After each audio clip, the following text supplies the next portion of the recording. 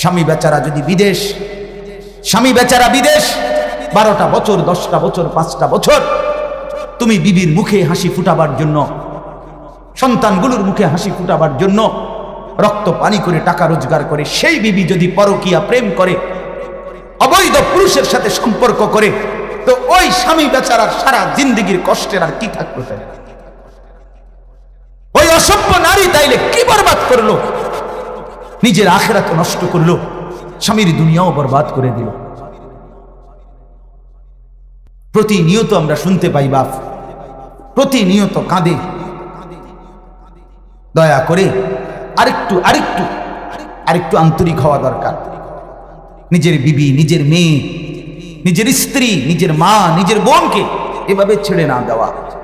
মেয়েটা কোথায় যায়, বিবি কোথায় চলে, বোন কোথায় যায়, কোথায় ঘুরে ফিরে। আজ যদি পুরুষ অভিভাবক দায়িত্বশীল উনি যদি আরেকটু কঠোরভাবে নজর না রাখে, এই সমাজ টিকবে না, এই সমাজ টিকবে না, এই পারিবারিক প্রথা থাকবে না। জিনার ব্যভিচার যে সমাজে ব্যাপক হয়ে যায়, অশ্লীলতার বেহায়াপনা যে ঘর, যে ফ্যামিলি, যেই মহল্লা, যেই এলাকায় ব্যাপক হয়ে যায়, তো অচিরেই পারিবারিক বন্ধন আর থাকবে না, আর থাকবে না। এজন্য দয়া করে বারবার আমি সবসময় এই কথাটা বলি, যখন যেই মুসিবতটা আসে, এখন আমাদের তীব্র মুসিবত, এই যে গরম তো প্রচন্ড গরম, বন্যা তো প্রচন্ড বন্যা, জলোচ্ছ্বাস, ঘূর্ণিঝড় তো সাংঘাতিক ঘূর্ণিঝড়, মহামারী তো ভয়ঙ্কর মহামারী। অর্থাৎ আল্লাহ তাআলা বারবার বারবার বারবার অ্যালার্ম বাজায়, বারবার রেড সিগন্যাল দেয়, বারবার ঘন্টা বাজায়।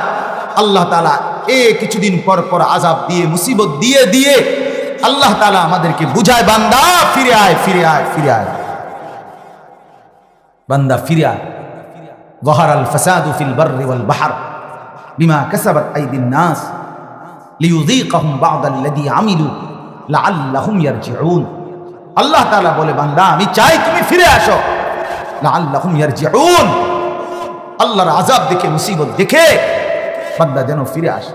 আমিও ঘরে গিয়ে দেখি, আমার ঘরেও ফ্যান চলে ঠিক, আমার ছোট মেয়েটা সারাটা রাত ছটফট করে, সারা রাত ছটফট করে, গরমে, তীব্র গরম, সারাক্ষণ ছটফট করে। তাইলে এটা কি আমাদের জন্য আযাব না? বলেন না, এটা আমাদের জন্য মুসিবত কিনা বলেন? সেই মুসিবতের জন্য, এই পেরেশানির হালাতে আমাদের করণীয় আল্লাহ তাআলার কাছে ইস্তিগফার করা। ইদা হাযাবাহু আমরুন ফাযাআ ইলাস সালাহ। হাদিসে আছে, সাহাবায়ে কেরাম বলেন, নবীজি যখনই পেরেশান হতেন, সাথে সাথে তিনি নামাজের জন্য ছুটতেন, নামাজে দাঁড়িয়ে যেতেন। আল্লাহ নবী সাল্লাল্লাহু আলাইহি সাল্লাম আল্লাহ তাআলার কাছে পেরেশানি থেকে মুক্তির জন্য নামাজে দাঁড়াই। কই আমাদের নামাজের ফিকির কোথায়? বললাম না, গরমে শার্ট টানতেছে, গেঞ্জি এরকম করতেছে, ঘাম মুছতেছে, আপনার গামছা দিয়া মুখ মুছতেছে, টিস্যু দিয়া মুখ মুছতেছে, সবই ঠিক আছে। ভাই গরম, কইেন না গরম, গরম একের শেষ করে লাইলো, এবারের গরম এতগুলো কথা বলতেছে, কিন্তু একটা বার নাফরমান আল্লাহকে ডাকছে না। আরে বেটা, তুই আল্লাহকে না ডাক, মনিবকে না ডাক, আল্লাহকে বল, আল্লাহ আপনি ঠান্ডা করে দেন। তাহলে আমরা একমাত্র আল্লাহ তাআলার দয়ার মুখাপেক্ষী। কাজে আল্লাহকে না ডাকলে, আল্লাহর কাছে না চাইলে তিনি দেবে কেন? এই জন্য ইনশাআল্লাহ আমি হুজুরের কথার কারণে এতগুলো কথা বললাম। মেহেরবানি করে আমরা প্রত্যেকে আজকের থেকে নিজেদের জিন্দেগির গুনাহ মাফ করে ইস্তিগফার বেশি বেশি করে আল্লাহর রহমত ভিক্ষা করব। বলেন ইনশাআল্লাহ। সবাই রাজি তো ইনশাআল্লাহ? নামাজের ফিকির করেন, নামাজের ফিকির করেন। বাপ নামাজ সবাই পড়ে, 5 ওয়াক্ত নামাজ পড়ে, আল্লাহকে বারবার বলেন, মাওলা আমি নাফরমান, আমি গুনাহগার, আমারে মাফ করে দেন। আমার গুনার কারণে আল্লাহ আপনার বান্দারা কষ্ট পাইতেছে, আপনার মাখলুক কষ্ট পাচ্ছে।